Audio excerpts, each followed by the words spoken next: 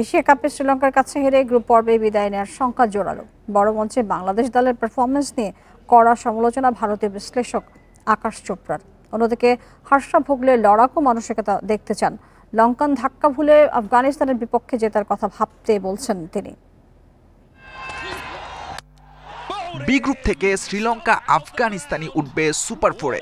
Expert প্রেডিকশনই কি তাহলে মিলে যাবে? লঙ্কানদের কাছে হেরে বাংলাদেশ তো খাদের কিনারায়। বড় ধাক্কার পর আফগান পরীক্ষা আরো কঠিন মনে হচ্ছে। তার উপর নেট রান রেটও মাইনাসে। বড় মঞ্চে ছোট দলের মতো পারফরমেন্স সমালোচনার সুযোগ করে দেয়। এবারও এশিয়া কাপে একই দশা টিম টাইগার্সের। বাংলাদেশ ক্রিকেট যেখানে থাকা উচিত ছিল এর চেয়ে অনেক দূরে। হয়তো এই কথাই বাংলাদেশিদের ঘৃণা পাবো, তবে তারা দীর্ঘদিন ধরে এক জায়গায় আটকে আছে। তারা ততটা উন্নতিই করেনি।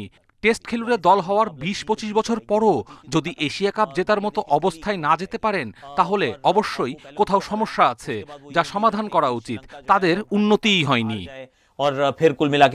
যদি কিন্তু মার প্যাচে আটকে বাংলাদেশ, সুপার ফোরে যেতে আফগানদের হারাতেই হবে।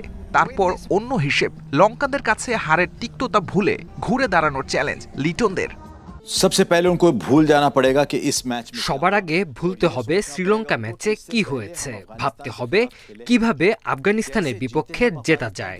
সমীকরণ নিয়ে ভাবার দরকার নেই, আগে আফগানিস্তানকে হারাও, এরপর দেখো নেট রান রেট কেমন দাঁড়ায়।